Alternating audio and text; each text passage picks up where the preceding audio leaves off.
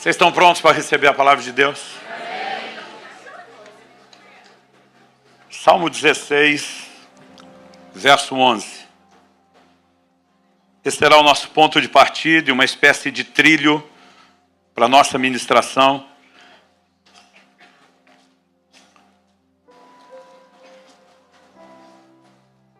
Salmo 16, 11. Diz: Tu me farás ver os caminhos da vida. Na tua presença, a plenitude de alegria. À tua direita, há delícias perpetuamente. Estou lendo a Nova Almeida atualizada. Eu vou pedir que você repita comigo, por gentileza. Diga: Tu me farás ver os caminhos da vida. Na tua presença, a plenitude de alegria. À tua direita, há delícias perpetuamente. Meu Deus, nós declaramos a nossa confiança e dependência no Senhor e na ação do Teu Espírito Santo. Declaramos que esse ambiente agora se torna um palco para a ação poderosa do Espírito Santo, o Espírito da verdade. Oramos que enquanto a Tua palavra é comunicada, que haja mais do que informação, que haja mais, ó Deus, do que alinhamento doutrinário. Nós oramos por uma manifestação sobrenatural de despertamento. Oramos que os céus nos provoquem de uma forma única e singular nessa noite. Declaramos céus abertos sobre este lugar. Declaramos que esse é um ambiente de curas e de intervenção do sobrenatural. Declaramos amarradas, interrompidas e anuladas toda tentativa maligna em nome de Jesus, e declaramos que a palavra de Deus cumprirá o propósito pelo qual tem sido liberada nessa noite, em nome de Jesus e para a glória de Deus. Amém. Amém. Glória a Deus. Anos atrás eu li em algum lugar, não me lembro onde essa frase, mas eu me lembro do autor. Ele é atribuído a um camarada chamado Stephen Olford. Ele diz: a espera de um avivamento coletivo não é desculpa para deixarmos de viver um avivamento pessoal. Nós estamos esperando que toda a terra se encha do conhecimento da glória de Deus, como as águas cobrem o mar. Nós cremos que veremos manifestações poderosas de Deus. Há um vento soprando sobre Portugal. Ano após ano, a gente volta e percebe, os ares estão mudando. Não são apenas os resultados, os ares, os céus estão mudando. E Deus fará coisas extraordinárias nesse lugar. Mas até que o fogo pegue em todo mundo, não há desculpa para que você não se incendeie primeiro. Não há desculpa para que você não viva primeiramente incendiado. Aliás, eu acredito que a soma desse fogo de cada um de nós é que fará a grande diferença no final das contas. E nos últimos anos, Deus tem falado muito forte ao meu coração. Eu comecei como ministro itinerante há 33 anos atrás, e os primeiros anos antes do ministério pastoral, praticamente 3 anos, a minha missão era apenas desafiar e encorajar a igreja a entrar no lugar em Deus, conhecer o sobrenatural. A mensagem era de avivamento, mas sempre focando aquelas reuniões gloriosas. E nas últimas décadas, vamos dizer assim, pelo menos uma década e meia, Deus começou a falar muito forte comigo, dizendo: eu quero que você refine e dirija o seu ensino, provocando as pessoas a entrarem no lugar do avivamento pessoal. Isso não significa que nós não vamos continuar pregando e tendo outros falando, e muitas vezes eu falo também sobre o aspecto coletivo. Isso não significa que a gente não tenha que ter expectativas para conferências proféticas como esse. Nesse ambiente, meu amigo, tudo pode acontecer. Tudo o que o Senhor precisa é um momento de bobeira da sua parte, que você baixe a guarda, se exponha, e Ele vai te pegar e vai fazer alguma coisa. E eu creio que nessa noite, milagres que vão muito além de cura vão acontecer, provisão, intervenções nas famílias, pessoas que vão experimentar das mais diversas intervenções de Deus. Então, de forma alguma, eu estou tentando minar a fé para esse outro aspecto. Mas Deus começou a me dirigir dizendo: o que eu quero é que você provoque as pessoas a entrar nesse lugar de um avivamento pessoal. E dentro dessa linha, Deus tem me chamado muito a atenção para esse texto. Porque o salmista, pelo Espírito de Deus, quando diz: tu me farás ver os caminhos da vida, em primeiro lugar ele fala de algo que não se vê sozinho, de forma automática e espontânea. Porque se pudesse ser visto de forma automática e espontânea, não precisaria da ajuda de Deus para enxergar. Então isso requer discernimento, e esse assunto eu vou deixar para o fim do discernimento. Mas quando ele diz, tu me farás ver os caminhos da vida, o que é que significa os caminhos? Hoje a maioria de nós anda tão pouco a pé que isso nem faz tanto sentido para a gente. Mas a ideia de caminho fala de um trilho que conduz a um destino. E normalmente isso não só é usado para falar do propósito. Paulo compara, né, o ministério a uma jornada, a um caminho, a uma carreira, né, mas o próprio evangelho foi chamado e rotulado dessa forma de o caminho. O caminho não determina apenas o ponto de partida, o trilho no qual você se move, mas ele conduz também a um alvo. E eu e você não fomos criados, não viemos ao mundo sem propósito. Há uma razão pela qual a gente existe. E eu não falo nem daquela razão pessoal, individual, do plano personalizado. Deus criou toda a humanidade com um plano. E se há um lugar onde você pode encontrar uma explicação clara, objetiva e direta da razão pela qual eu e você fomos criados, é na pregação de Paulo em Atenas. Paulo está falando do maior palco da filosofia do mundo dos seus dias. Talvez em nenhum outro lugar da Terra tinha tanta gente por metro quadrado fazendo aquelas mesmas indagações. Quem eu sou, de onde eu vim, para onde eu vou. E para esse povo sedento de resposta, o apóstolo Paulo diz em Atos 17, ele começa falando do Criador nos versos 24 e 25, mas ele entra dizendo o seguinte, no verso 26, de um só homem, uma clara referência a Adão. Ele fez todas as raças e tribos dos homens. Para quê? Indicativo de propósito. Para que o buscassem. Ainda que tateando, quem que busca tateando? Quem está desprovido ou limitado de visão. E mesmo na cegueira espiritual produzida pelo pecado, a Bíblia diz, ainda que tateando, o pudessem achar. Se é o que define a razão pela qual eu e você existimos, é buscar a Deus. E o salmista está dizendo, tu me farás ver os caminhos da vida, não só o trilho, mas aonde ele leva, eu vou poder cumprir o propósito. Mas depois de falar disso, ele também afirma, na tua presença, a plenitude de alegria. Porque esses caminhos conduzem aonde? A busca de Deus, consequentemente ao encontro de Deus. E agora ele vai falar do resultado do caminho. Na tua presença, a plenitude de alegria. Não apenas alegria, mas a mais cheia, completa medida de alegria que o ser humano pode experimentar. Ela se encontra num único lugar. E esse lugar é a presença de Deus. Mas ele não fala da alegria como se fosse um sentimento etéreo, subjetivo, vago. Ele traduz isso num linguajar muito prático. Ele diz, à sua destra ou à sua direita, há delícias, leia-se, deleites, prazeres perpetuamente, porque não são, a semelhança do que a Bíblia diz em Hebreus 11, 25, prazeres transitórios como o pecado. São prazeres permanentes, são prazeres eternos, duradouros. E o salmista, pelo Espírito Santo, está falando de algo extraordinário. Porque Deus cria o homem, e quando estabelece o primeiro casal lá no Éden, é importante que você perceba que mesmo antes da queda, quando o homem tinha acesso à plenitude de alegria que há na presença de Deus, Deus nunca se opôs que o homem tivesse outras formas de alegria. Aliás, Deus lhes proporcionou algumas dessas formas de alegria. Primeira delas, Deus olha para o homem e diz, não é bom que ele esteja só. E põe em execução um plano eterno do casamento. E diz, far-lhe-ei uma ajudadora. Deus seja louvado pelo casamento. Todo dia alguém falou, pastor, o casamento é difícil. Falei, difícil é você, eu. O casamento não é para ser difícil. Se nós nos deixarmos ser tratados por Deus, ele é algo extraordinário. É plano de Deus. E a ideia de deleite não se limita ao deleite físico da intimidade. Deveria envolver deleite emocional, deveria envolver deleite espiritual. E é por isso que eu quero pedir, né, aos jovens, à moçada, aos solteiros aqui que nunca negociem isso. A Bíblia diz, não se ponha debaixo de julgo desigual com o incrédulo.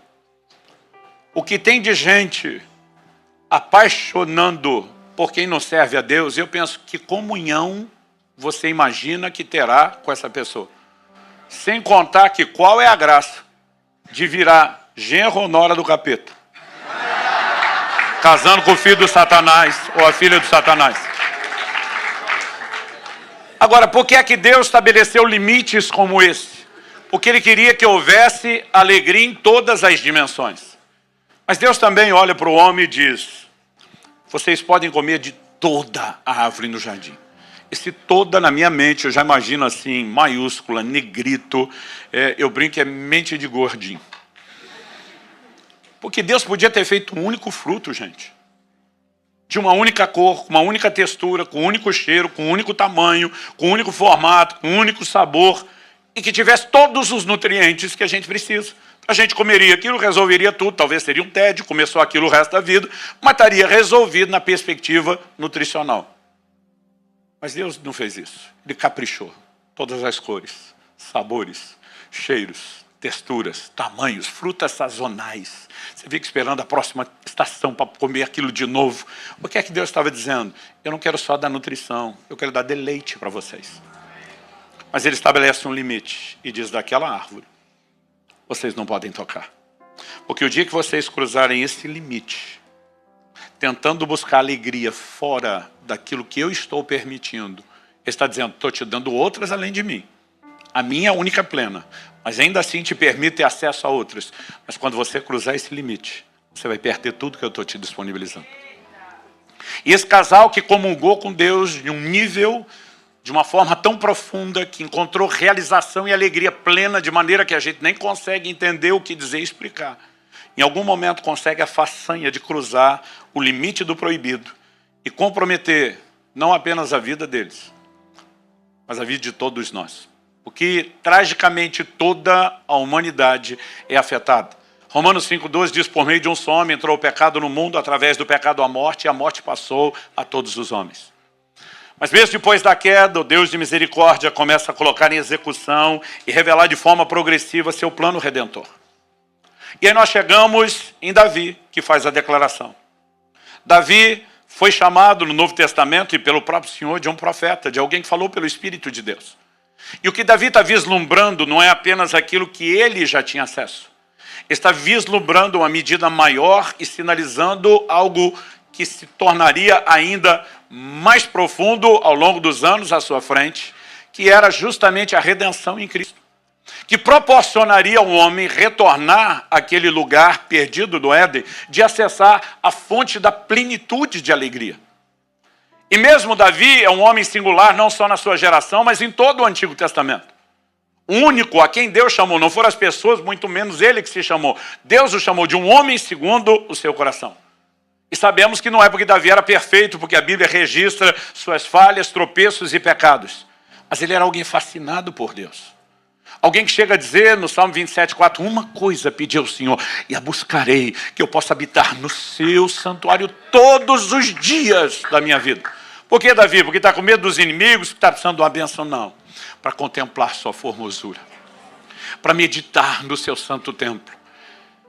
E esse homem que rompe, entra num lugar diferenciado, muda os parâmetros da adoração na Bíblia e no templo, e viveu algo singular e único, não só na sua geração, mas em toda a antiga aliança. E que tem essa percepção do Espírito de algo tão extraordinário, também consegue, em algum momento, a façanha de cruzar o limite do proibido e buscar prazer numa fonte que não era contínua ou permanente, e sim transitória. Ainda que arrependido e restaurado, colhe os frutos e a consequência inevitável do seu pecado. Isso me faz perguntar o que leva a gente, como Adão e Eva, que viveram a plenitude do que Deus tinha, a comprometer isso tudo. O que leva a gente, como Davi, que no processo de restauração de Deus, entende o que a maioria não entendeu e ainda assim, em algum momento, consegue comprometer isso. A outra pergunta, não é só o que os levou a isso, será que isso é exclusividade deles? Ou será que o que aconteceu com eles pode acontecer comigo e com você? Honestamente, nós precisamos pensar que a vida é algo bem maior. Eu já estou com 51 anos, sou avô, você passa a olhar as coisas de outra forma.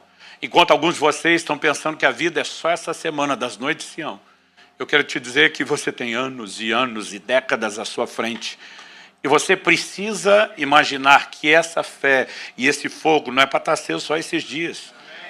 Nós precisamos planejar e projetar uma vida de devoção a Deus, uma vida de santificação, uma vida de avivamento. Então, a pergunta é, será que aquilo que nos empolga nesse momento, de alguma forma, pode ser comprometido em algum momento? Ou isso teria sido exclusividade de Adão e Eva e de Davi? O Novo Testamento está cheio de advertências recorrentes Eu quero só mencionar uma delas, Hebreus capítulo 3, verso 12. Tenham cuidado, irmãos, para que nenhum de vocês tenha um coração mau e descrente, que o leve a se afastar do Deus vivo. Não está falando de gente que nunca se achegou a Deus. Para se afastar, primeiro tem que ter aproximado.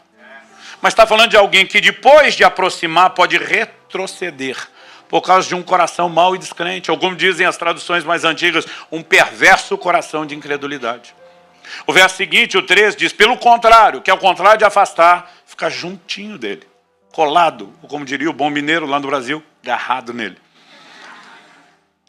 Ele diz, pelo contrário, animem uns aos outros todos os dias, durante o tempo que se chama hoje, a fim de que nenhum de vocês seja endurecido pelo engano do pecado.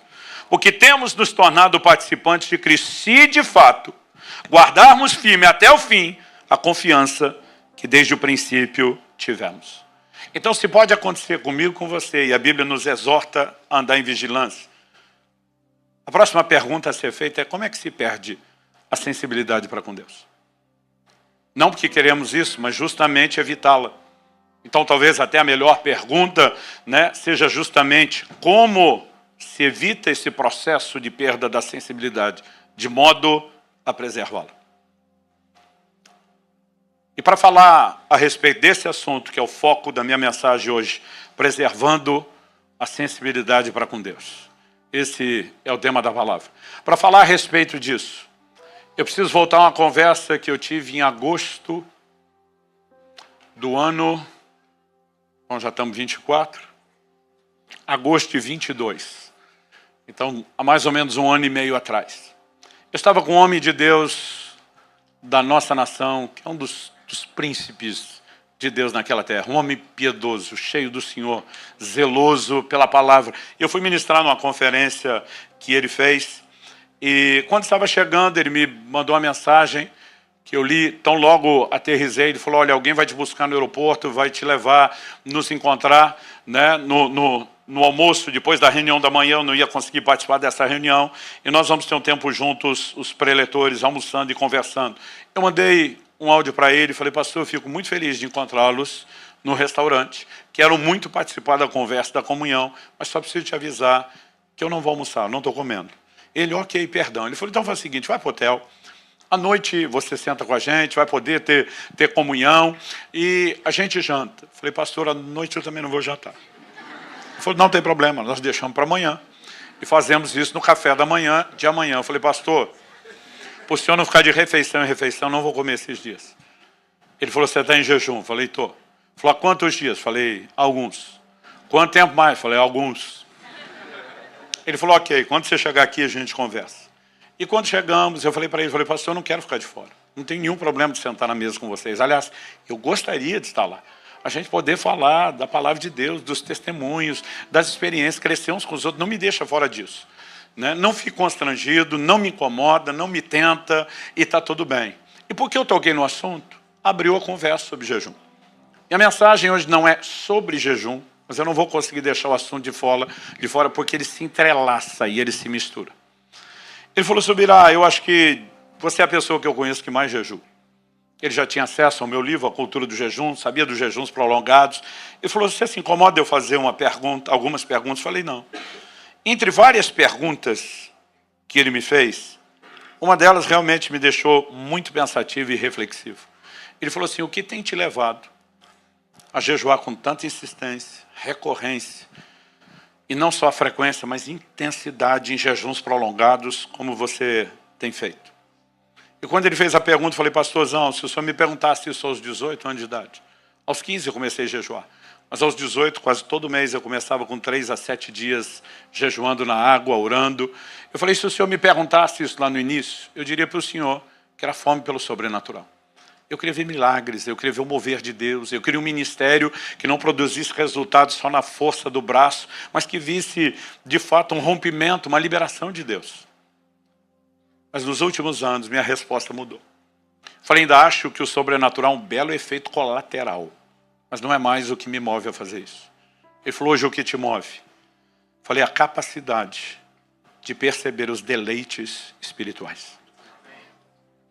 Ele me olha com a cara de quem está interessado e diz, me fale mais sobre isso. Falei, pastor, para te explicar algo espiritual, eu vou te dar um exemplo natural. E vou começar falando de algo no jejum. As pessoas dizem que a água não tem gosto. Quem jejua discorda. Principalmente depois de vários dias de jejum. Provavelmente por causa da desintoxicação, a limpeza que o corpo passa, aquela falta da enxurrada de tanto sabor diferente. O paladar vai ficando muito, mas muito apurado. Então eu falei para ele, algo que os jejuadores fazem normalmente diante de alguns desafios de beber água em alguns lugares. Por exemplo, eu tenho um médico que me acompanha em todos os jejuns prolongados. Ele fica em cima de mim, hidrata o corpo, beba bastante água, pH alto. Só quanto mais alto é o pH da água, mais salobra é o gosto da água. E essa diferença é muito perceptível. Quando a gente pega uma água rica em minerais, ela tem um gosto metálico, né? É diferente. E tem lugares, principalmente quem viaja e muda muito esse tipo de sabor da água, que você precisa beber água, mas você não consegue. Então qual é a dica? Põe um pouco de limão na água.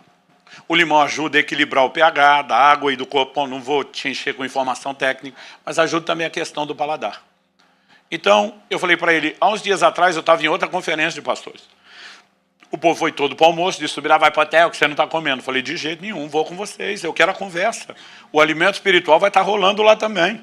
Né? Eu falei, estou indo. Os caras, não, nós vamos ficar constrangidos. Eu falei, não, não pensa assim, pensa que hoje eu vou ter um banquete. Os caras, como assim? Eu falei, hoje eu vou beber água com gás, com limão.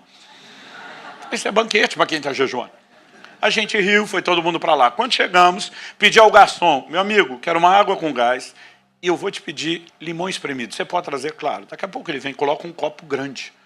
A nossa realidade no Brasil, quando você pede o limão espremido, que é muito comum, vem um copo pequenininho, só com o sumo de um limão. E quando eu olhei aquele copo cheio, eu falei, eu acho que ele não me entendeu. Pela quantidade de limão, ele deve ter achado que eu pedi limonada. Então, eu curioso fui lá e dei um golinho antes, porque eu não queria tomar nada, principalmente tivesse açúcar, e estava muito doce. Quando eu senti aquilo doce, eu chamei o garçom e falei, amigo, desculpa, acho que você não entendeu. Eu não queria limonada, eu queria só o limão espremido, o suco do limão. Ele falou, mas isso é só o sumo do limão. Eu falei, não pode. Eu falei, tá doce. Ele falou, não pode, digo eu. Ele falou, eu vi o camarada na cozinha espremendo os limão tudo aí, só tem limão aí. Eu pensei, eu tô doido. Fui lá, peguei o copo, dei mais um golinho. Falei, tá doce. Ele não pode. Aí o pastor que estava na minha frente, curioso, falou, deixa que eu provo isso aqui. Tomou o copo, deu um gole. Ele faz uma cara de azedo, diz, pelo amor de Deus, Subirá. Não tem nada de doce aqui. Eu pensei, eu tô doido. Peguei o copo dele, provei de novo, falei, tá doce. Ele tomou de novo, achando que ele é que estava doido. Fez cara de azedo, falou, tá azedo. No fim, todo mundo na mesa quis provar e fez cara de azedo, eu quase fiquei sem limão. Foi só depois de toda essa confusão que eu me toquei ao jejum. E eu me toquei que eu estava percebendo a frutose, o açúcar natural do limão, que ninguém conseguia perceber. E quando eu falei isso, o pastor já entendeu por um dia. Eu falei para ele, uns dias depois, eu estou em outro almoço com pastores, ainda sem comer. E um deles, quando termina, vai comer como sobremesa uma salada de fruta. E como um bom brasileiro, ele não se contentava em comer só a fruta.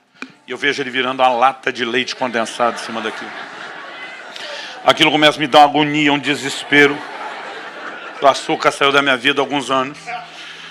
E a minha vontade é voar por cima da mesa no pescoço dele e gritar com ele, você não precisa botar leite condensado. Gente, para quem o limão tá doce, imagina as outras frutas. Aí o cara vai botar um negócio açucarado daquele em cima e eu queria gritar com ele. Mas primeiro eu lembrei, quanto tempo eu mesmo não fiz a mesma coisa que ele está fazendo. Quando o açúcar era parte da minha vida, eu perdi a capacidade de ter a sensibilidade para o açúcar da fruta. Eu falei, pastor, o jejum tem feito na minha vida espiritual aquilo que ele faz para o paladar. Ele tem me dado a capacidade de perceber deleites espirituais. Doçura que, infelizmente, muitos crentes deixaram de perceber ou talvez ainda não chegaram a perceber. Mas algo que eu descobri, se você quer chegar nesse lugar, você vai ter que tirar o leite condensado. Você vai ter que tirar o açúcar. E algumas coisas vão acontecer. Depois a gente volta no assunto do jejum. O que tem roubado a sensibilidade de muitos de nós de perceber e desfrutar Deus? A primeira coisa que eu queria destacar, em primeiro lugar, é quem não valoriza, não busca. Você pode repetir isso comigo? Diga, quem não valoriza, não busca. E o que isso tem a ver com toda a sensibilidade para com Deus? Tem tudo a ver. E eu quero te mostrar isso na palavra de Deus. Muitas vezes a gente não percebe o quanto a Bíblia é enfática nisso. Mas em Mateus 6, 21, Jesus diz, onde estiver o seu tesouro, aí estará também o seu coração. Quando ele fala de tesouro, ele não está falando de valores materiais. Até porque ele vai mostrar que o importante é juntar tesouro no céu. E lá não temos esse outro tipo de tesouro. Então Jesus está falando de valor, daquilo ao qual eu e você atribuímos valor. Então ele está dizendo, aquilo que você define como importante, como valioso, portanto se torna o seu tesouro, ele se torna o alvo a ser perseguido. Ele estabelece diante de você, entre você e o alvo, o trilho na direção da qual você se move. Ele se torna também uma espécie de força motriz que empurra você no trilho em direção àquilo que você valoriza. Então, quando alguém me diz, não tem tempo para isso, a primeira coisa que eu penso é, o seu problema não é falta de tempo, é falta de valor. Não me diga que você não tem tempo para ler a Bíblia. Não me diga que você não tem tempo para buscar Deus. Muitas vezes nós não percebemos que a falta de valorização que se torna um aspecto complexo. Agora os crentes acham, não, porque eu me converti, porque eu estou empolgado com o que eu estou vivendo. Eles acham que essa valorização é automática, não é.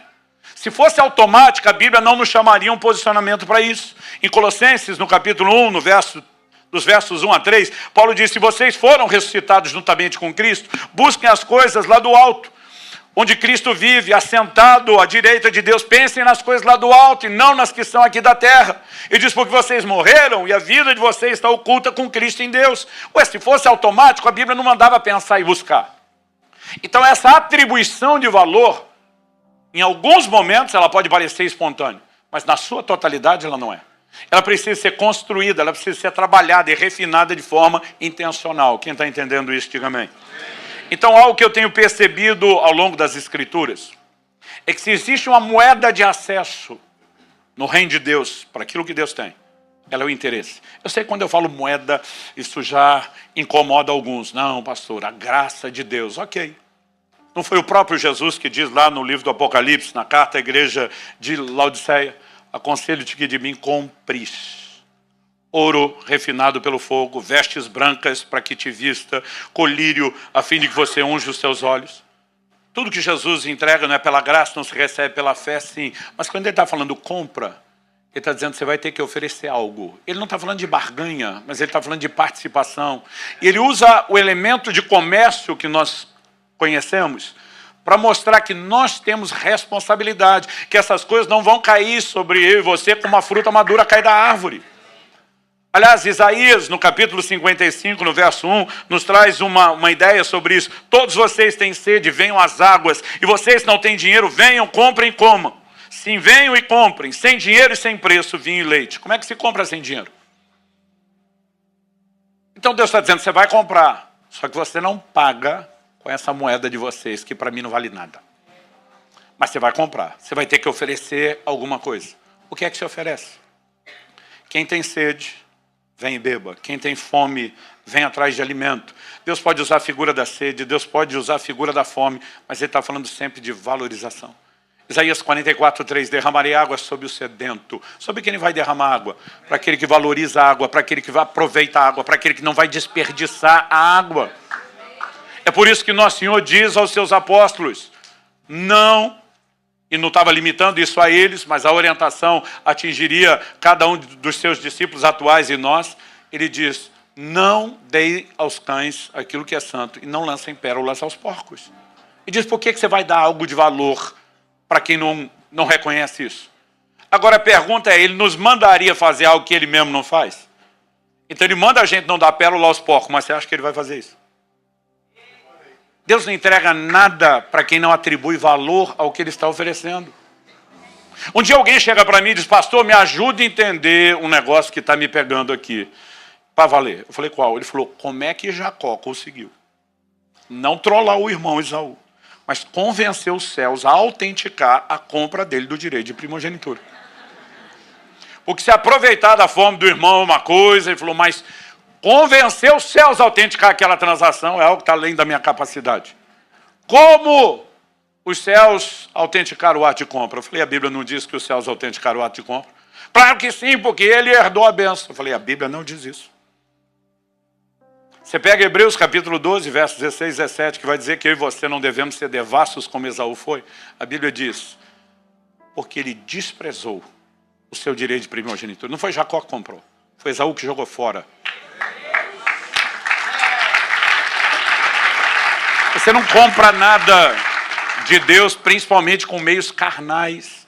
Agora, acontece que Jacó, apesar da sua carnalidade, valorizava o que o irmão desprezava. Acontece que ele era o herdeiro na linha de sucessão, mas não foi ele que conseguiu que os céus autenticassem a compra. Os céus autenticaram o cancelamento de quem não dava valor àquilo que estava sendo oferecido. Então isso é um princípio bíblico inquestionável, imutável. Segundo lugar, se quem não valoriza não busca, o que é que me impede, o que é que te impede, o que é que nos impede de buscar mais a Deus? Em Mateus 6 também, verso 24, logo depois de dizer onde está o teu tesouro, estará o seu coração. Jesus diz, ninguém pode servir a dois senhores, porque ou irá odiar um e amar outro, ou irá se dedicar a um e desprezar o outro. Jesus está dizendo que eu e você, quando estamos diante de um foco dividido, nós vamos nos doar mais a um do que a outro. Fato. Ele não fala só de amor e ódio, mas ele fala de dedicação e desprezo. A linha entre o amor e o ódio é mais fácil de perceber do que a linha da dedicação e do desprezo. Eu diria para você que a valorização de outras coisas, em detrimento do valor de Deus, ela tem nos sabotado mais do que a gente imagina. E aqui não estou falando necessariamente de pecado. Em Lucas, no capítulo 8, no verso 14, na parábola do semeador, Jesus fala de uma semente que caiu entre espinhos e os espinhos a sufocaram. Outro evangelho diz que os espinhos cresceram. Porque você não arrancar essa desgraça da sua vida, eles vão sufocar e comprometer aquilo que Deus está fazendo por meio da sua palavra. Mas na hora de interpretar o significado dos espinhos, Jesus diz, foram sufocados com as preocupações, as riquezas e os prazeres da vida. E os seus frutos não chegam a amadurecer. Lucas é o único que, além de falar de riquezas e de preocupações, enfatiza prazeres. Pastor, o prazer em si é errado? Não. Quando Deus disse a Adão que não era bom que ele estivesse só, ele ofereceu uma mulher que iria que tivesse prazer espiritual, emocional e deleite físico, tudo junto no casamento. Quando Deus nos proporciona essa diversidade de alimentos e um paladar, né, com essa capacidade incrível de degustação, Ele está dizendo, eu quero que vocês tenham deleites. Mas nós precisamos entender que a valorização de deleites, mesmo lícitos, não estou dizendo os ilícitos, mesmo deleites lícitos, a supervalorização disso, isso tem se tornado um problema na nossa geração, como talvez nenhuma outra antes de nós. Isso tem se tornado um grande motivo de distração. Em 2 Timóteo, no capítulo 3, a Bíblia diz que nos últimos dias sobrevirão tempos difíceis. Quando você pensa em tempos difíceis, normalmente você pensa que está falando das circunstâncias. Gente, não é isso que a Bíblia está falando. A média de vida hoje é muito maior do que naquela época que isso foi escrito. A qualidade de vida nem se fala. O que nós temos acesso à medicina, boa nutrição, alimentação, conforto. Gente, não era só Paulo que viajava a pé, em embarcações precárias no lombo do animal. John Wesley, no avivamento do século XVIII, viajava do mesmo jeito que Paulo. Ou seja, até pouco tempo atrás, a coisa não era tão diferente do que era no começo. E aí eu imagino, John Wesley desenvolveu a arte de dormir em cima do cavalo no qual andava, e caiu algumas vezes por conta disso. Por causa das longas viagens. É numa hora como essa, que como eu brinquei no início, eu me sinto vingado do videogame. Então, eu cruzo às vezes um continente dentro de uma viagem confortável dentro do avião, que até se tremer com a turbulência, tem um cinto de segurança, você não cai nem do banco. A gente vive um nível de conforto impressionante. Qualidade de vida em todas as áreas. Então, onde é que as coisas ficaram pior? Deus nunca disse que era nas circunstâncias. Ele diz, nos últimos dias sobrevirão tempos difíceis, pois os homens serão. E ele começa a falar de comportamento. E aquela lista tem adjetivos assustadores, mas ela termina no verso 4 dizendo assim: traidores, atrevidos, convencidos, mais amigos dos prazeres do que amigos de Deus. E esse é o momento da lista que você vai falar, peraí, não está falando do ímpio. Está falando do crente. Porque de acordo com Romanos 5, o ímpio é inimigo de Deus, não é amigo. Para ser amigo tem que ter passado pela pacificação, a reconciliação do sangue de Cristo, a experiência da conversão. Agora, está falando de alguém que não apenas se tornou amigo de Deus, mas que agora está perdendo a amizade de Deus, porque está ficando mais amigo de outra coisa que se tornou atraente, amigo dos prazeres. Todo mundo vai falando, não, pastor, amigo dos prazeres é o ímpio. Eu falei, o ímpio é escravo. Tito capítulo 3, verso 3 diz, nós também no passado éramos insensatos, desobedientes, desgarrados, escravos de todo tipo de paixões e prazeres. O ímpio é escravo. Agora, de quem, consciente ou inconscientemente, a gente quer ser amigo? Como eu disse, estou já há 30 anos no ministério pastoral, em 30 anos a gente amadurece muito. Mas no meu primeiro ano de ministério pastoral, eu era uma pessoa que valorizava extremamente a honestidade. E eu cometi, em nome disso, muito honesticídio. É tanto um misto de suicídio como de homicídio em nome da honestidade. A minha filosofia de vida era a verdade doa a quem doer. Principalmente para quem fala o que quer, vai ouvir o que não quer. Eu lembro de um irmão, que um dia ele vem reclamar comigo. E diz, olha pastor, eu não consigo te entender. Eu tento ser o seu amigo e o senhor me bloqueia, não me deixa entrar, não me dá espaço. Ele fez uma das coisas que eu mais odeio, que é a comparação. Fulano não faz nada e o senhor dá uma moral para ele. E a hora que eu vi, do jeito que ele bateu, eu soltei. Falei, já te ocorreu que o fulano é legal? Aí ele já entendeu que era uma comparação, falou, como é que é? Falei, já te ocorreu que ele é legal? O que o senhor está querendo dizer? Falei, você nem precisa de muita inteligência. Já te ocorreu que você é um mala, sem alça? Isso é uma expressão antiga nossa para dizer que o cara é chato pra caramba.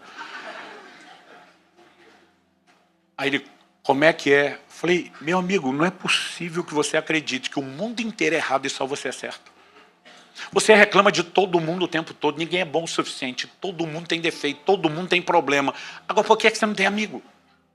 Porque você é insuportável. Eu falei, preste atenção, eu sou seu pastor, eu não sou obrigado a ser seu amigo, eu não quero ser seu amigo, e eu não vou ser seu amigo. E a hora que eu percebi, já tinha descarregado. Aí eu vejo a criatura implodindo na minha frente.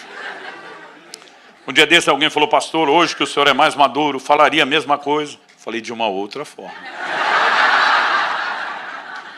Mas falaria a mesma coisa. Porque você, consciente ou inconsciente, a pessoa não precisa ser perfeita. Mas ela tem que ter mais coisa que te agrada do que o que desagrada. Porque se tiver mais que desagrada do que agrada, não vai rolar.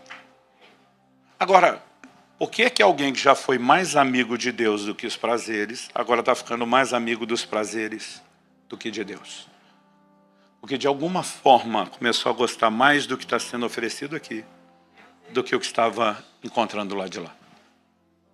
Não, esse processo não é da noite para o dia, mas ele acontece. Porque a valorização de outras coisas em detrimento do valor de Deus vai nos sabotar e vai nos levar para um lugar terrível. Por outro lado, isso precisa fazer, gente, a gente rever quais valores nós estamos buscando. Eu creio nas promessas bíblicas de provisão e prosperidade. Eu tenho vivido milagres extraordinários, mas preste atenção. A igreja moderna tem se escondido atrás dessas promessas para mascarar sua ganância, sua avareza, a valorização de algo que não deveria ter o valor que nós estamos dando. Essas bênçãos deveriam ser efeito colateral na vida de quem busca a Deus e nunca a razão pela qual buscamos qualquer coisa. As pessoas não percebem a dimensão de conflito que elas entram por causa do anseio dos prazeres. Todo dia alguém falou, não, pastor, prazer da realização e não conflito. Falei, se você alcançá-lo, a maior parte do tempo você não alcançou.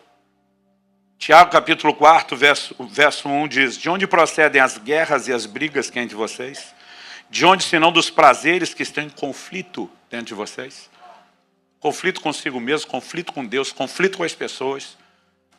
Porque quem está sempre atrás de gratificação, ele não vira outra face, ele não anda a segunda milha, ele não entrega a túnica junto com a capa, ele não perdoa, ele quer levar vantagem. E se existe algo que vai minar o Evangelho, que é a expressão do caráter de Cristo, é a valorização daquelas gratificações que são humanas, naturais e carnais, acima daquelas que são espirituais. Ok, pastor. Depois de tudo isso, vamos para a pergunta prática, ajuda a arrumar a coisa. Que para bagunçar a gente não precisa de explicação. O que me ajuda a valorizar mais a Deus? Se a valorização de outras coisas em detrimento de Deus é o problema, pressupõe-se, aplicando a lógica inversa aqui, que a valorização de Deus em detrimento das outras coisas é a solução. Uau, pastor! Que revelação! Depois de 2000 anos de história da igreja, alguém precisava ter descoberto isso. É lógico que não é uma novidade, gente. Todo ano, quando começa, e deve ter acontecido com vocês nesse mês, a gente diz, esse ano eu vou orar mais, esse ano eu vou ler mais a Bíblia, esse ano eu vou estar mais envolvido com Deus e a igreja, esse ano talvez até jejue. Então não é falta de saber aqui. Mas aí nós vamos voltar no Salmo 16. Tu me farás ver os caminhos da vida. Eu e você precisamos mais do que um consentimento ou assentimento mental. Mais do que tentar dizer, é importante. A gente precisa de um brilho. A gente precisa de uma luz. A gente precisa de uma revelação, um despertamento. A capacidade de discernir algo que Deus está promovendo. O apóstolo Paulo diz em Filipenses 3, versos 7 e 8. Mas o que para mim era lucro, isso considerei perda por causa de Cristo. Na verdade, considero tudo como perda, por causa da sublimidade do conhecimento de Cristo Jesus, meu Senhor. Por causa dele perdi todas as coisas e as considero como lixo para ganhar a Cristo. O que o apóstolo Paulo está falando? Quando ele diz o que para mim era lucro, transformou perda, obviamente ele está usando palavras, termos, que estão relacionados ao quê? Aquilo que é material, monetário e financeiro. Mas é disso que Paulo está falando? Lógico que não. Ele usa uma linguagem que você entendemos. O que para mim era lucro é importante, aquilo ao qual atribuo valor. Ele diz agora, se tornou algo lixo, refúgio, totalmente sem valor. Por que a desvalorização do que era importante? Ele diz por causa da sublimidade do conhecimento de Cristo Jesus, meu Senhor. Outras traduções diz por causa da excelência. Outra diz por causa da suprema grandeza do conhecimento. Todas essas tentativas de traduzir a palavra, porque a palavra utilizada no original grego, de acordo com os léxicos, é hiperétio. E essa palavra hiperétio, ela significa manter-se sobre, sobressair-se, elevar-se, destacar-se, estar acima, ser superior em posição, autoridade, poder. Ela fala de proeminência. Honestamente, eu acredito que Paulo não está falando da proeminência do conhecimento. Eu acredito que Paulo está sugerindo por causa do conhecimento do proeminente. Daquele que se sobressai, daquele que se eleva, daquele que se destaca. E ele está dizendo, de repente eu comecei a descobrir tamanha importância em Cristo. Que aquilo que antes era importante, porque não tinha outro referencial de comparação. Quando eu descobri o que realmente era importante, desvalorizou. Perdeu a sua importância, perdeu o seu valor.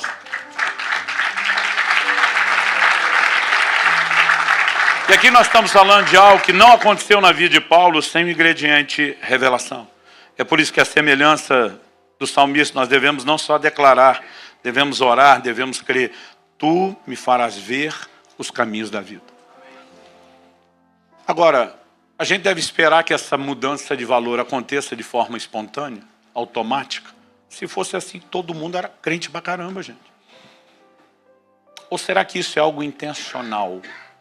Que ainda que a gente dependa de uma ação de Deus, que a gente pode provocar essa reação.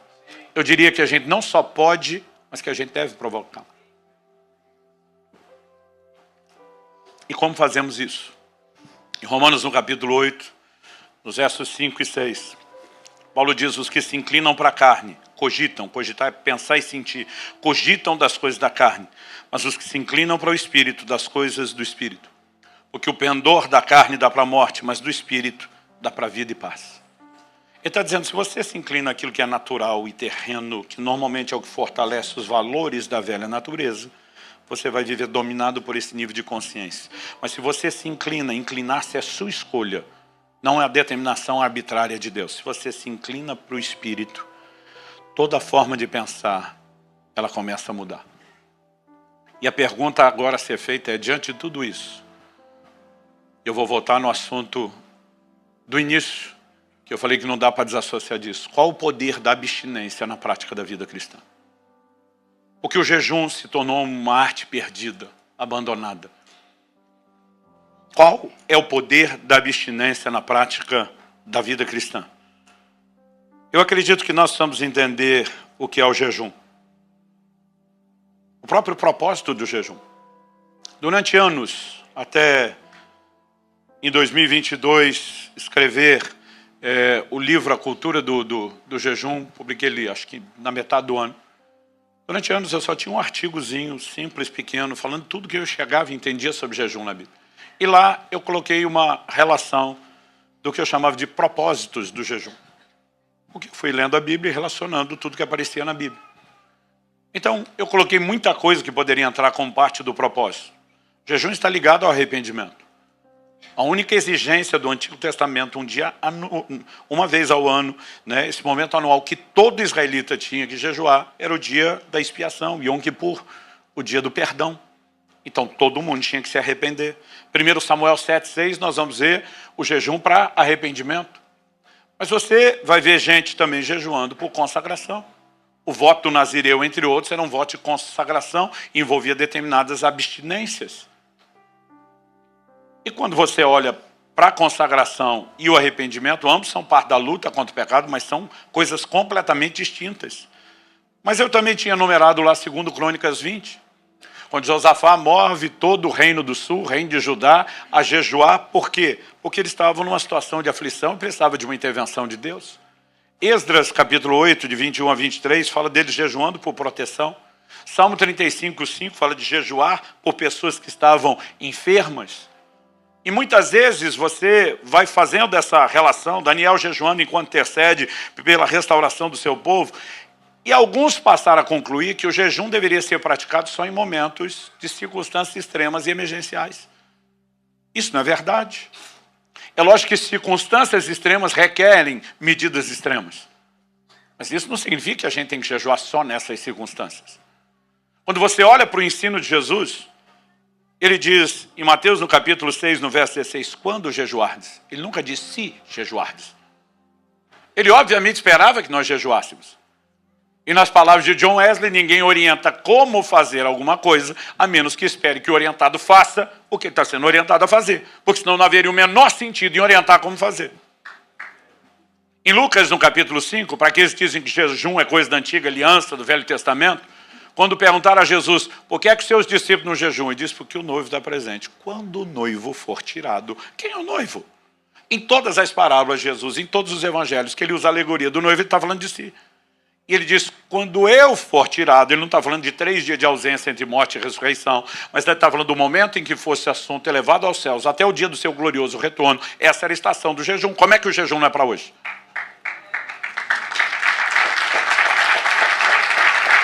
Mas você vai percebendo vários aspectos. E até o início, janeiro de 22, eu tinha essa relação, eu nem vou alistar tudo aqui. Ele está envolvido na guerra espiritual, na preparação para o ministério, enfim, várias coisas. Até aquele momento, para mim, assim, tem muito motivo, tem muita razão ao propósito do jejum. Mas um dia eu estava orando e o Espírito Santo falou, qual o propósito do jejum? Eu falei, são vários na Bíblia. Ele diz, não, o propósito do jejum é um só. Não, a Bíblia está cheia, diz, o que você encontrou são propósitos secundários. Ele diz, toda essa lista que você fez, todos eles convergem num propósito primário. Ele diz, eu quero que você ensine sobre o propósito primário. Qual o propósito primário do jejum?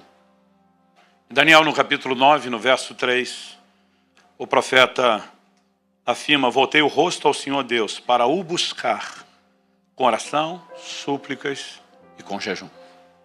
Qual a razão da nossa existência? Buscar a Deus. Onde é que o jejum entra? No cumprimento da razão da sua existência, que é buscar a Deus. Se você simplifica dessa forma, você pergunta, como é que isso se tornou algo tão sem valor, tão negligenciado no nosso meio? Em Joel, no capítulo 2, no verso 12, Deus diz, voltem-se a mim de todo o coração, e isso com jejum. Então é voltar-se para Deus, é buscar a Deus. É lógico que quem está jejuando para arrependimento está buscando a Deus. Mas está buscando a Deus por quê? Porque ele quer vencer o pecado que o venceu, que o derrubou. Quem está se consagrando também está buscando a Deus. Ele também está lutando contra o pecado, mas diferente do primeiro, ele está lutando para não ser derrubado.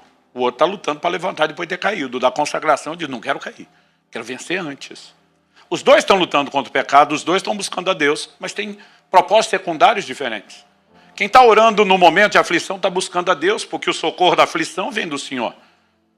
Enfim, qualquer propósito que você alinhe é buscar a Deus. Agora, a pergunta a ser feita é, será que eu e você precisamos de um propósito secundário que atravesse o primário?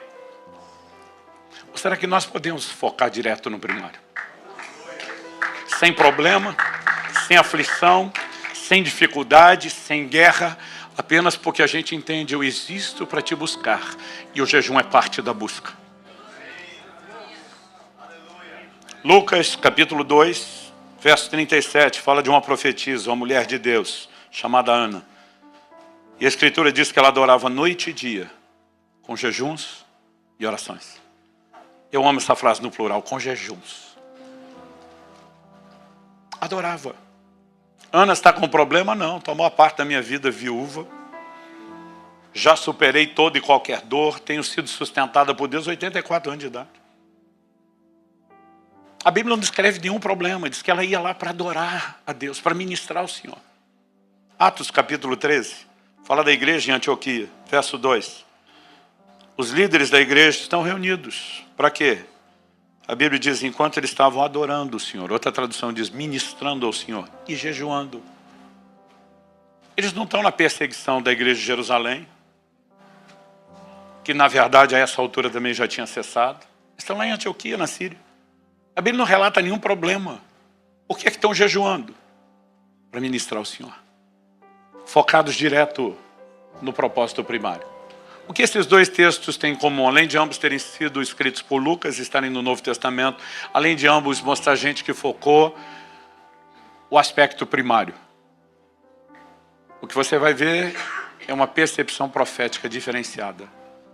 Ana não é chamada de profetisa à toa, e é naquele ambiente que a Bíblia diz, disse o Espírito Santo, separai-me a Paulo e a Barnabé, e o maior movimento missionário da história vai nascer nesse ambiente de busca, regado com jejum. Porque quando eu e você começamos a focar no propósito primário, uma das coisas que vamos perceber é que algo diferenciado acontece. Mas antes de chegar na consequência, o resultado, o que é que eu e você precisamos entender? O jejum, em essência, é abstinência de alimento. A palavra jejum no grego, usado também o verbo jejuar, nestil. Ne é um prefixo de negação, estil é comida. Então jejuar significa não comer. Por que eu estou dizendo isso? Em tempos modernos, não só na língua portuguesa, mas de uma forma geral, jejum virou sinônimo de qualquer tipo de abstinência. Então você está lendo uma matéria esportiva que diz lá, determinado time está em jejum de títulos, como era o caso do meu até um tempo atrás. Determinado atacante, falando do futebol, está em jejum de gols. E aí você vê hoje em dia, os poucos crentes que vão usar o verbo, conjugar o verbo jejuar, diz, estou jejuando rede social. Não estou falando contra, não. Isso é uma bênção e tem que ser feito mais. Agora, o que você precisamos entender é que as outras abstinências, elas não deveriam ser substitutivas. Elas deveriam ser complementares do jejum de alimento. Faz sentido para você? É lógico que a Bíblia fala de outras abstinências. Números 30 fala da lei dos votos, com qual alguém ia afligir a sua alma, abrir mão de coisas que gostava, simplesmente por um propósito maior. Paulo fala sobre isso em 1 Coríntios, no capítulo 7. Ele vai dizer no verso 5, que o marido não deve, e nem tampouco a esposa, eles não devem se privar uma outra, falando da intimidade, do momento de vida íntima, sexual do casal. Ele diz, a não ser, aí você tem a única exceção, pela qual uma pausa. E, gente, ele está falando de uma recorrência, diferente da igreja romana, nós não acreditamos que o casal cristão tem que ter intimidade só para procriar. Paulo fala de uma frequência e intensidade que me faz acreditar que Deus quer avivamento nessa área também. Mas ele está dizendo a única razão para dar uma pausa, os solteiros que esperem a sua hora.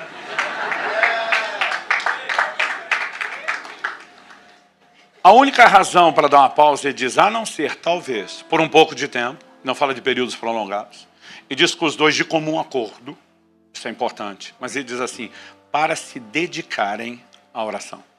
Pastor, o que significa isso? Que quando o casal está vivendo o avivamento não pode orar? Não, significa que enquanto eles estão vivendo o avivamento, a oração é mediana. Ela está no nível comum. Ele diz, mas quer dedicar, quer mergulhar nas águas profundas. Agora você vai entender melhor a ilustração. Dá uma pausa no leite condensado. Para que você resgate a percepção do açúcar da fruta. Deus está dizendo, pause deleites inferiores. Não são ilícitos, mas são inferiores. Para que você comece a perceber e descobrir deleites superiores. Na tua presença, a plenitude e a alegria. Estou 28 anos casado, amo minha mulher, mas o que qualquer pessoa nessa vida, não tem nada depois de Jesus que me tenha sido melhor do que minha esposa e meu casamento, mas preste atenção. Eu falei para ela, amor, você sempre perdeu para Jesus. Mas ultimamente tu está perdendo feio. Você ganha disparado dos outros. Porque é uma percepção mudando. Em agosto do ano passado, eu estava no 38º dia de um desses períodos que eu tenho feito algumas vezes, 2 vezes ao ano, de 40 dias de jejum. Eu pensei, eu acho que esse vai ser um jejum normal. Normal assim, sem nada, experiências muito espetaculares.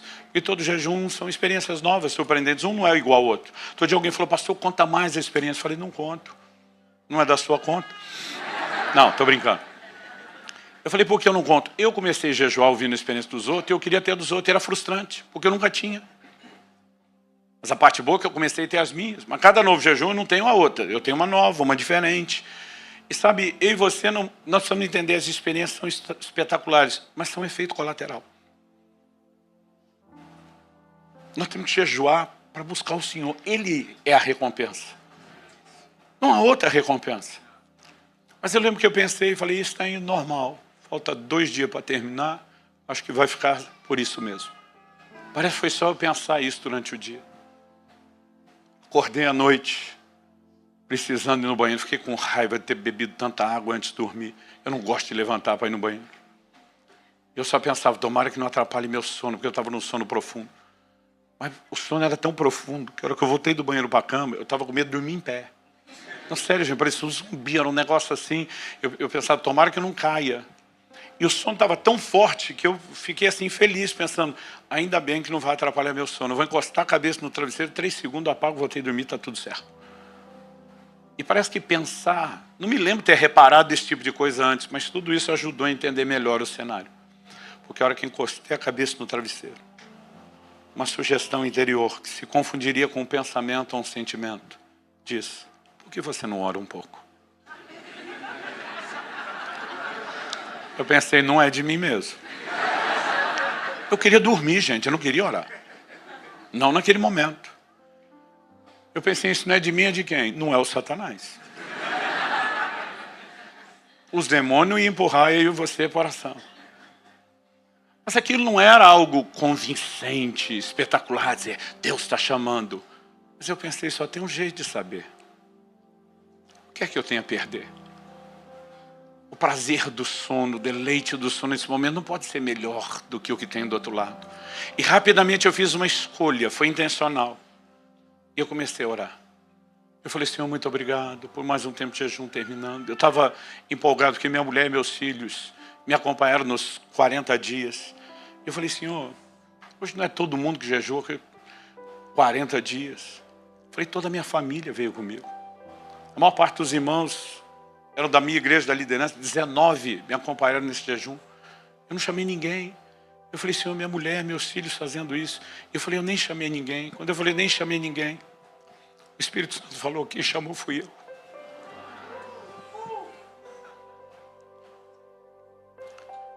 E foi como se naquele momento alguém lá no céu apertasse o botão que ativa o modo glória. Não dá para explicar o que aconteceu naquele quarto. Deus entrou naquele quarto. No dia seguinte, liguei para minha filha. Depois de casado, não mora mais conosco.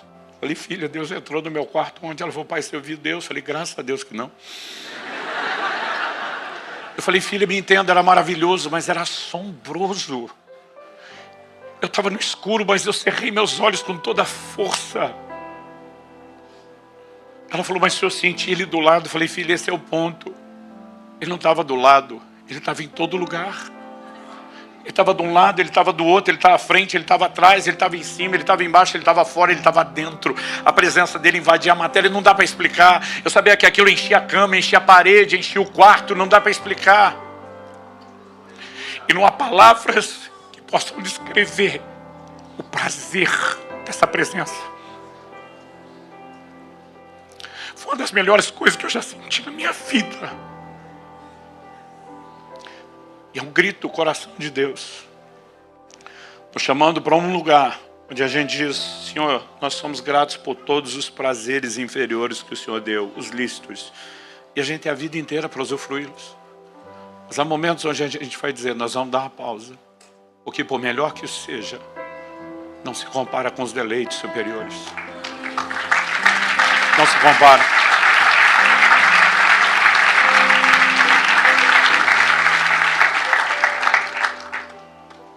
Eu fiquei muito impressionado há um tempo atrás. Uma frase atribuída a um camarada chamado Edward Farrell. Eu acho que vai tê-la para projetar. Ele diz, quase em todos os lugares e em todos os tempos, o jejum sempre ocupou um lugar de grande importância, visto que ele se encontra estreitamente relacionado com o profundo senso religioso. Talvez isso explique a negligência do jejum no nosso tempo. Quando o significado de Deus diminui, o jejum desaparece. Mas nós vamos viver o processo inverso. A cultura do jejum será restaurada. Porque à medida que o significado de Deus aumenta, o jejum reaparece. Pastor, o senhor deixou no ar aquele negócio de Ana e Antioquia sobre ouvir Deus. Essa tem sido uma das coisas mais impressionantes para mim nos últimos anos. O quanto a prática e a recorrência do jejum e oração tem afinado a capacidade de ouvir Deus. Eu preciso te encorajar em relação a isso. Em janeiro de 2022, eu já tinha entendido que o foco principal do jejum era buscar Deus, apesar que eu já estava quase na metade do jejum quando eu entendi isso. Mas mesmo antes de entender a doutrina, aquele era o meu desejo, eu só queria mais de Deus. Mas na minha lista de oração, por coisas que eu já, quando eu falo lista, não é que estava escrito, mas por coisas que eu já vinha orando antes do jejum e continuei insistindo em todo o jejum. Um dos meus tópicos diários, eu estava orando pela minha filha. Israel já era casado, mas a Alissa ainda solteira. Ela estava com 20 anos de idade, eu não estava preocupado com isso. Todo pai de menina é mais ciumento, tem mais dificuldade de entregar, então não estava desesperado para que ela casasse, nada disso. Mas eu estava dizendo, Deus, eu treinei, discipulei, preparei essa menina para te servir, para cumprir o propósito profético. Mas o dia que ela casar, a autoridade que eu tenho sobre ela será entregue a esse homem. E se não for a pessoa certa, uma tampa pode ser colocada sobre o cumprimento do propósito. Falei, eu sei que o Senhor vai conduzi-la à pessoa certa. E com certa não estou dizendo que um nasce só para outro, senão já vinha com o nome na testa, ficava mais fácil da gente se encontrar.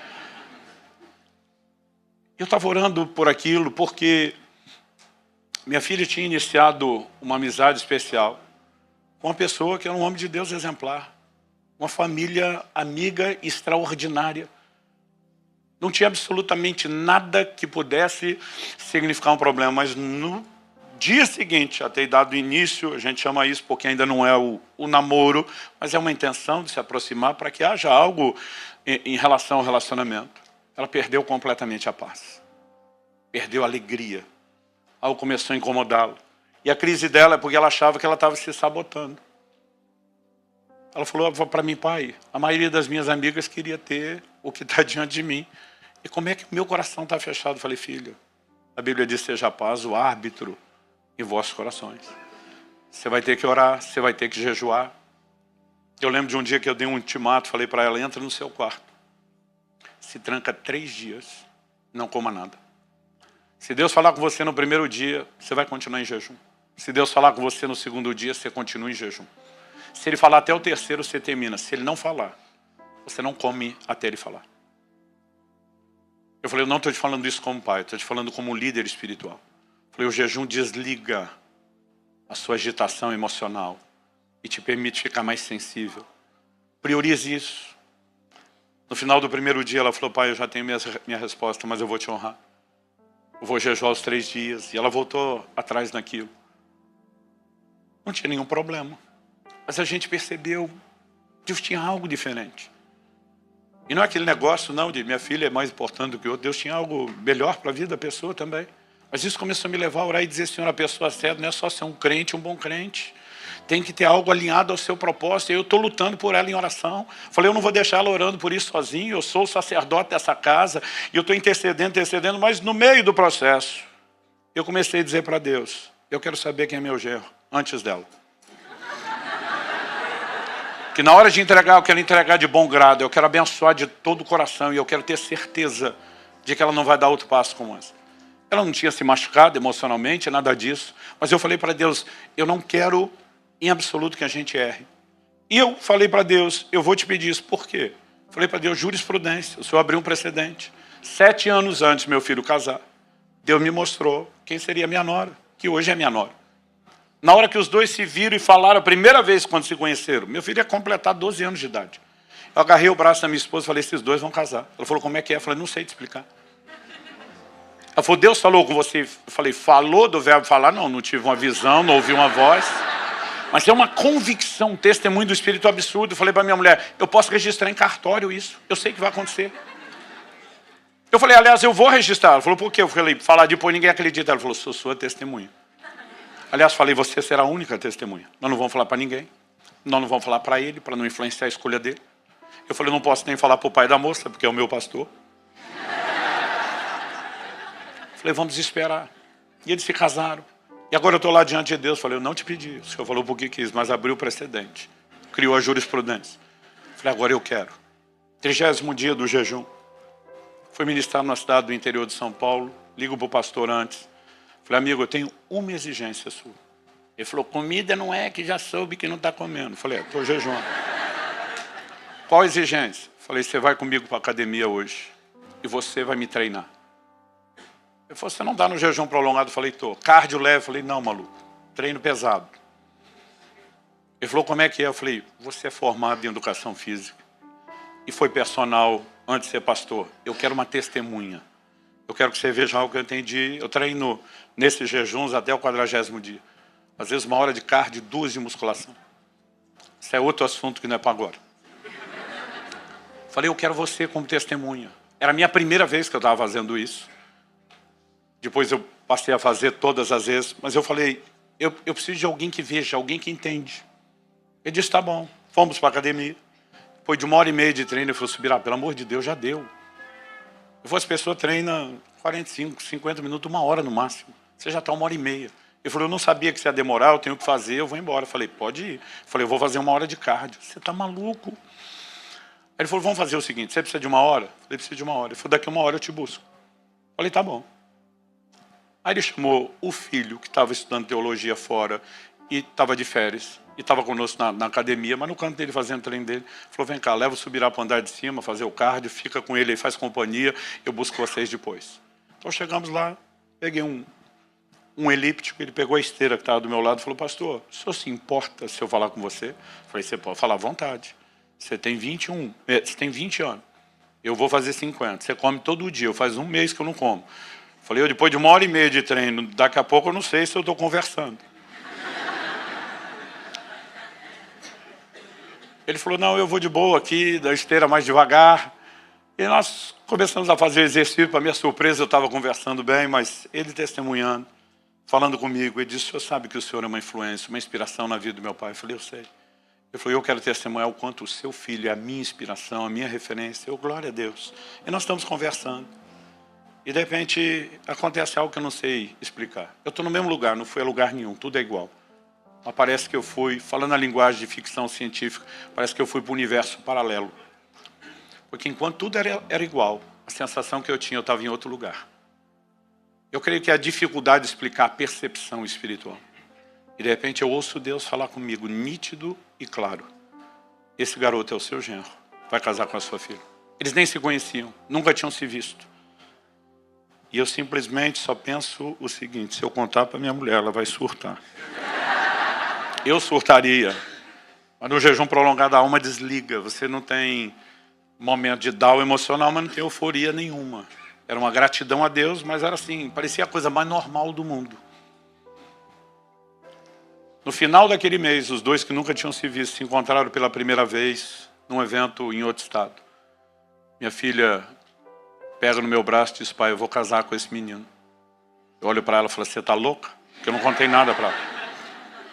Louca porque eu falei, você nem conhece ele. No meu espírito, eu sei quem é. Eu falei, filha, para cima de Moá.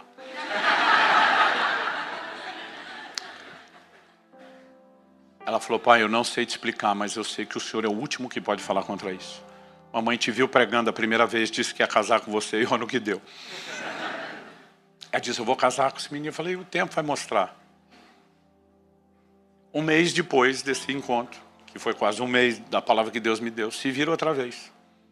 Não se falaram nenhuma das duas vezes. Ela falou, pai, eu tenho mais certeza do que na primeira vez, eu vou casar com ele. Mas eu não falei nada para ela. Deus me disse quando ele iria a Curitiba, quando eles iriam iniciar o relacionamento, e aconteceu tudo daquele jeito. A palavra que eu recebi de Deus foi no dia 3 de fevereiro. Dia 10 de dezembro do mesmo ano, eu casei os dois. E tem sido extraordinário ver o que eles têm vivido. Por que eu estou te contando isso? Dia desse um pai falou na minha frente para a esposa, pai de 3 moços, falou, tem que ir mais para a academia e jejuar mais. Por que eu estou te falando isso? Desde que os dois começaram o relacionamento, noivaram, até casar, aquele ano inteiro. Toda manhã, não importa onde eu estava, em casa, fora, pregando. Quando eu abri os olhos, eu já me via sorrindo. E a primeira coisa que eu pensava, Deus falou comigo.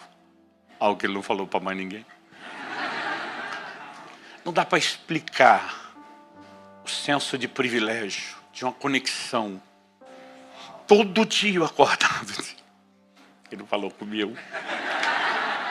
Ela não sabe de nada, ela vai ser surpreendida. Ele não sabe de nada, vai ser surpreendido. Mas eu curti aquilo. Por que eu estou tentando te dizer isso? Há um deleite quando você começa a entrar num lugar de percepção. Segredos são confidenciados. Onde existe confiança, onde existe comunhão, onde existe intimidade.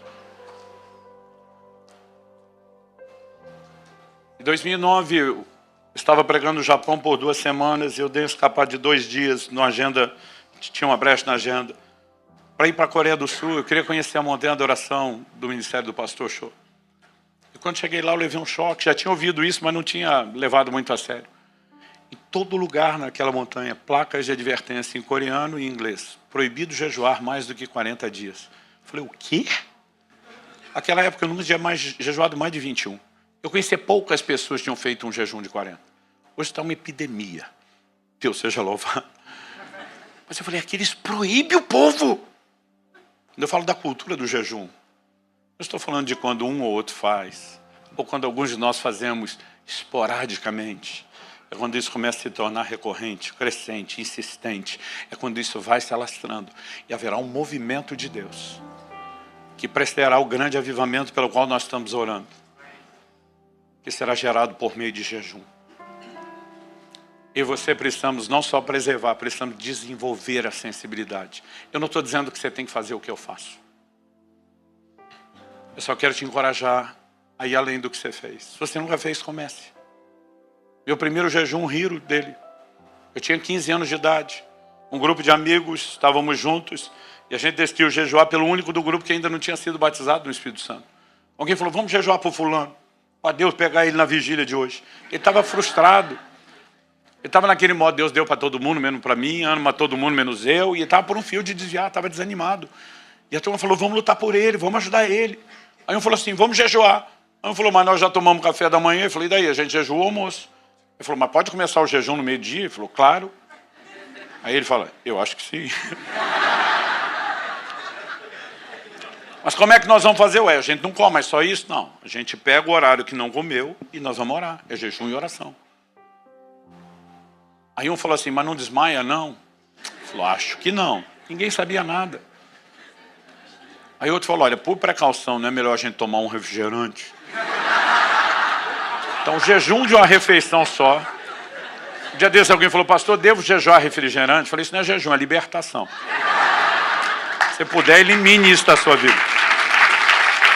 Mas na época, nós enchemos o bucho de refri e jejuamos só a comida. Apesar que um adolescente jejuar uma refeição, gente, é quase um adulto, como jejuar o dia todo. Porque as criaturas comem. Alguém à tarde soube do nosso jejum de uma refeição só, regada a refrigerante, esculhambou, gente. Esculhambou faz sentido para o português, não? Deu um esculacho na gente, ridicularizou a gente. E disse, isso é jejum coisa nenhuma, jejum de verdade não põe nem bala açucarada na boca, o que dizer tomar refrigerante, vergonha, eu fiquei mal, falei para Deus, desculpa aí. Prometo melhorar da próxima vez, eu fiquei mal. Mas à noite, quando aquele nosso amigo finalmente foi batizado no Espírito Santo, ninguém convencia a gente de que aquilo não havia tido resultado.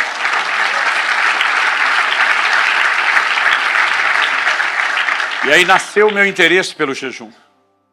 E daqui a pouco eu descobri que tinha gente que jejuava 2 refeições. E eu ia lá e perguntava, não desmaia não? Não. Mas não passa mal? Então.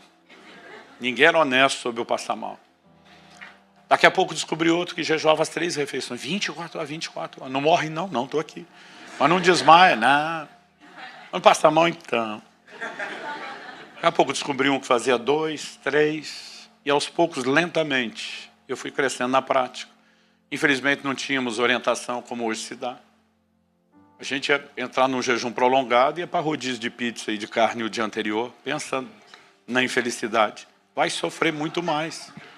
Porque o jejum, o desconforto do jejum é uma desintoxicação, a limpeza do seu corpo. Você vai intoxicar mais antes de começar a limpeza, vai sofrer mais na limpeza. Então as pessoas falam, pastor, o que eu devo fazer para um jejum prolongado? Eu falei, você jejua antes do jejum, como é que é? Falou,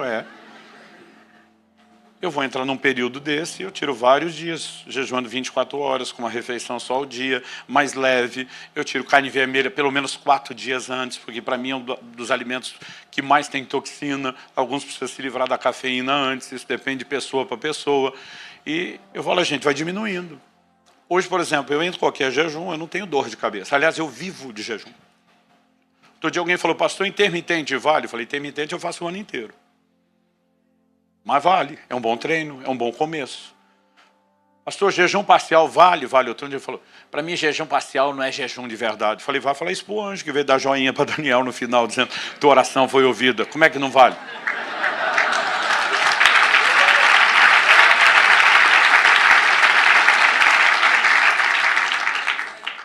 Mas se você nunca fez, comece uma refeição, dá uma treinada nesse nível, vá para 2. Pastor, o que é intermitente? Você bota uma janela menor do seu dia comendo e uma janela de tempo bem maior não comendo. Vá treinando, vá preparando. Você vai descobrir que o que você chama de fome, às vezes é só o hábito de comer no horário. Seu corpo quer aquela energia naquele momento, porque você o condicionou a isso.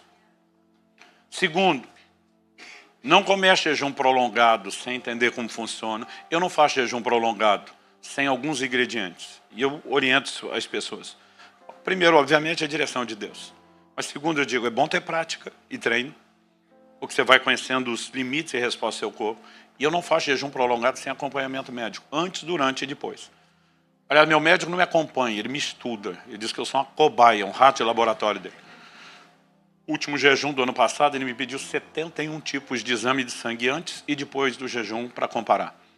A gente faz toda a monitoração, como estudo de caso mesmo. Vamos ver se perde massa magra. Nunca perdi massa magra em nenhum jejum de 40 dias. Você ganha massa magra. Há respostas do corpo que são incríveis. Os níveis e índices de saúde só melhoram. Mas normalmente a gente diz isso no livro, há casos que não são recomendados. Então é importante. Outro dia alguém falou, mas pastor, agora que o senhor já fez vários, precisa do médico? Eu falei, sim. Ele falou, por quê? Eu falei, para me proteger de maluco que nem tu. Que nunca fez um dia e já quer começar com o de 40. Eu falei, a gente tem que ser cauteloso, mas nós podemos crescer. Então eu não quero que você faça o que eu estou fazendo. Eu não acho que o que Deus tem me levado a fazer seja para todo mundo. Eu acredito que Ele, depois de uma estação ministerial e da vida, Ele está me chamando a um lugar diferente. Isso tem a ver com o fato de que Ele me disse, eu quero que você seja um porta-voz dessa mensagem. Então eu tenho que vivê-la mais do que todo mundo. Eu quero ser o primeiro a praticar o que eu peço para os outros. Mas eu não quero que você sinta oprimido o que eu estou falando. Tem gente que ouve uma mensagem dessa e sai e não quer nem comer, acho que é pecado. Você pode começar amanhã, não precisa ser hoje. Mas o que eu quero encorajar você? Algumas dinâmicas que nós vamos entendendo. Para os que já estão acostumados, pastor, eu já faço 1, 2, 3 dias, como funciona isso? Eu digo para alguns, dor de cabeça é limpeza. Quanto mais você sofre, mais isso indica de que sua alimentação é errada e que você pode melhorá-la. Hoje em dia, eu paro qualquer momento para entrar no jejum, eu não tenho uma dor de cabeça. Por precaução, eu tiro a carne vermelha alguns dias. Mas para mim a preparação é mais simples, eu diminuo, eu aumento a ingestão de fibras naquelas refeições menores. Mas algo que as pessoas falam assim, não pastor, não pode. Como é que a pessoa fica tanto tempo sem comer? Você sabe qual é o recorde mundial de jejum? Está no Guinness Book, de 1971. E o cara nem era crente. 382 dias. Mais de um ano sem comer, tá certo? Começou com mais de 200 quilos e terminou com 83. E se não jejuasse, teria morrido. Os médicos deram um tratamento de fome, mas era para parar com 40 dias, que era o que a medicina conhecia, era o limite. Ele estava se sentindo tão bem e continuou. Mas qual é a dinâmica? É isso que você precisa entender a fisiologia. A energia do seu corpo vem da glicose, basicamente carboidrato, qualquer forma de carboidrato que você come. Quando você não ingere o carboidrato, ou porque está em jejum, ou porque comeu só proteína e gordura, mas não carboidrato, da onde seu corpo vai pegar energia? Glicogênio, armazenado no músculo e principalmente no fígado. É a glicose que não foi usada e está armazenada, estocada ali. Quando ela acaba, no máximo 3 dias, alguns podem levar até um dia, quando ela acaba, qual é a outra fonte alternativa, além da primeira que acabou? Suas reservas de gordura. As pessoas acham que o que engorda é comer gordura, o que te engorda é comer carboidrato. Porque a energia que você não usa é ela que é estocada na forma de gordura. E a hora que precisa, o organismo pega a gordura e transforma em energia. No máximo 3 dias você vai entrar no que os médicos chamam de cetose, que é o seu corpo começa a se alimentar da reserva de gordura.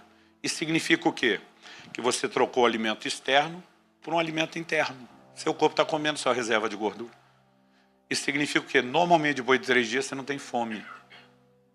Pode ter vontade de comer ainda uns dias. A turma diz que até os 5 dias dá visão de comida. Depois de 7, para todo mundo estabiliza. Então, assim, eu não gosto de falar isso, mas eu sinto que Deus me trouxe aqui para te provocar. Eu estou hoje no... Que dia é hoje? 29? 33º dia de um jejum. Eu vou encerrar os 40 dias na segunda que vem. Ontem, antes de pregar em 4 cultos, eu fui para a academia treinar. Você pode viver uma vida não só espiritualmente diferenciada, mas até mais saudável com o jejum. Agora, não comece da noite para o dia. Mas a dinâmica, à medida que você vai estudando, eu fui estudar material de médicos que não são cristãos, estudar inúmeras pesquisas que estão aí para a gente entender, comprovar. É possível você fazer isso, não só de forma saudável, mas que dê seu corpo ainda mais saudável. Repito, a gente tem restrições, e é por isso que fala de prolongado acompanhamento médico. Mas, gente, não há um motivo sequer, nem no plano espiritual, emocional, físico, que justifique a negligência do jejum. Eu creio que Deus está nos chamando a um tempo, a um lugar, onde a gente começa essa prática. Minha neta, com 3 anos de idade, vendo o vô, a avó, o pai, a tia jejuando, a mãe fez um parcial porque estava amamentando. Ela falou, eu também, eles em casa falam português e o inglês, ela dizia, eu também quero fast. Então ela falou, vou jejuar marshmallows. E começou junto com os marshmallows, tirar porque uma vez por semana ela tem direito de comer doce, né? Ela falou, vou jejuar, aquilo que ela esperava a semana inteira. É uma cultura que se cria. Nós vamos provocando. Pastor, o senhor falou que um monte de gente está te acompanhando. Sim, eu não chamo ninguém. Que o exemplo vai arrastando, vai provocando. As pessoas veem o que acontece. E nós podemos criar uma revolução. Mas apesar de toda e qualquer experiência que a gente pode chamar ou classificar de maravilhosa, para mim hoje o grande atrativo.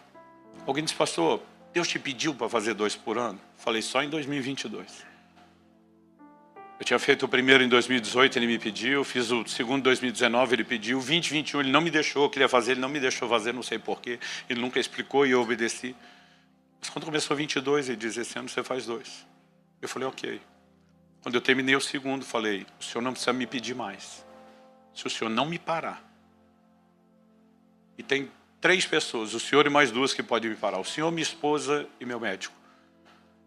Se eles não me pararem por um motivo razoável, o senhor não precisa ser explicado. Eu vou seguir fazendo 2 por ano. Que até agora ele não me parou. Pelo contrário, em junho, estava gravando em Israel, uma série desses vídeos do Caminho na Palavra, tinha passado Turquia, Egito e terminamos em Israel. E nós paramos numa casa de oração no deserto do Negueb. E quando eu estava orando, o Espírito de Deus me visitou de uma forma singular. E ele falou comigo nítido e claro, não o próximo jejum, o próximo era o de julho, eu estava para começar. Ele diz, mas o de janeiro. Ele diz, eu quero que você venha a Israel para interceder por eles. Quando a guerra estourou, minha mulher falou, você vai? Eu falei, claro que vou. Ele sabia que a guerra ia estourar e me convocou. Fiquei agora lá 24 dias. Nem avisei minha igreja, para eles não ficarem preocupados. Mas chamei meus pastores, meus líderes, e falei, gente, eu volto. O que eu volto? A mesma fé de Abraão. Ele diz, eu e meu filho, vamos adorar e voltaremos. A Bíblia diz que Abraão cria que Deus iria ressuscitá-lo, porque se tem promessa, não faz sentido morrer. Se morrer, vai devolver. Falei, agora, mesmo se eu soubesse que não voltava, eu iria do mesmo jeito. Mas o que eu entendi por trás disso? Deus está dizendo, não te pedi mais, mas Ele está dizendo, o próximo de julho você faz onde quer, o de janeiro eu digo onde você faz. Falei, Ele está deixando e ainda está avalizando. Ele está sendo bom para nós 2. Eu preciso te encorajar. Quem jejua costuma testemunhar que um chip muda dentro dele. Não dá para explicar a mudança de mentalidade. Eu gosto de dizer que o jejum, eu não tenho certeza, mas acho que na adolescência eu vi isso da irmã Valnice Milhomes. O jejum muda o centro de gravidade. O centro de gravidade da terra puxa para baixo. O centro de gravidade do céu puxa para cima. Pensar nas coisas que são do alto. Pensar nas coisas que são de cima. Quem jejua com frequência e recorrência, testemunha as mesmas coisas. As coisas materiais perdem absurdamente o valor. É inexplicável. E apesar de perder o valor, você vive milagre financeiro como a maioria não vive. Mas perde o valor. Você olha para aquilo assim, não é desprezível porque você entende que ele é um servo, mas não te controla. O coração fica blindado contra a ofensa. Outro dia um falou, não consigo perdoar. Eu falei, jejum uma semana depois na conversão. Nós vamos perceber muita coisa mudando, mas para mim o melhor é perceber os deleites espirituais. E eu creio que esse convite hoje não é meu para você, é um convite do céu. Vamos dar uma pausa no leite condensado e voltar a perceber o açúcar da fruta. Você aceita o desafio? Eu quero que você feche seus olhos por um instante, aí onde você está, sentado mesmo.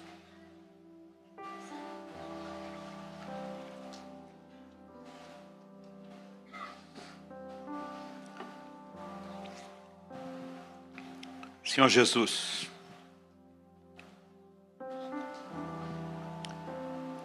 eu tentei da melhor forma possível na minha limitação expor princípios da Tua Palavra e um convite dos céus. Mas se o Senhor não vivificar isso no coração dos meus irmãos e irmãs, terá sido só um discurso, só uma palestra. E sabemos que o Senhor tem mais do que isso. São noites de avivamento, são noites de ativação. E nós não queremos apenas clamar pelas Tuas manifestações. Elas serão inevitáveis, serão efeito colateral. O Espírito Santo, nós não queremos só o Seu poder e só aquilo que o Senhor faz. Nós queremos interagir com o Senhor como nunca antes. Nós queremos a sua pessoa, o senso de proximidade, de comunhão. Nós queremos descobrir um lugar de interação, de a velha natureza intencionalmente mortificada, e onde o jejum somado à sua irmã gêmea, a oração, produz sensibilidade espiritual. Deus, eu oro por um novo tempo. Não só um novo tempo de entendimento da Tua Palavra, e oramos por entendimento espiritual, mas oramos, ó Deus, por um novo tempo de resposta. E queremos declarar profeticamente, fazendo coro com o salmista: Tu nos farás ver os caminhos da vida. Pai, nós oramos por olhos abertos, por percepção espiritual, por uma nova capacidade de discernimento e sensibilidade em cada um de nós. E oramos, ó Deus, por algo intenso da parte do Senhor. Faze-nos ver os caminhos da vida. Aquilo que nos conduz ao alvo, a razão da nossa existência, te buscar, Senhor. Te buscar não apenas por questões efêmeras, passageiras, transitórias, não apenas por questões circunstanciais. Nós queremos, ó Deus, entrar nesse lugar de ser atraídos pelo Senhor. E nós oramos, Espírito Santo de Deus, toca-nos hoje, sopra, libera, produz algo diferenciado nas nossas vidas. Nós oramos por um romper profético. Nós oramos por um divisor de água, de águas das nossas vidas. Nós oramos, ó Deus, por um novo tempo, por uma nova estação.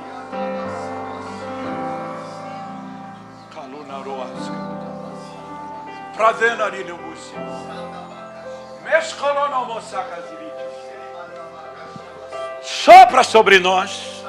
Fala com Deus, querido, do seu jeito, da sua maneira. Levante sua voz ao Senhor. Comece a falar com Ele, ou mesmo se você preferir fazer em voz baixa, no seu coração. Esquece quem está perto de você, você e Deus. Clame por mais. Clame que Ele te faça ver os caminhos da vida. Clame pela descoberta daquilo que você só vai encontrar na presença dEle. Plenitude de alegria. Plenitude. Delícias perpétuas. Aleluia.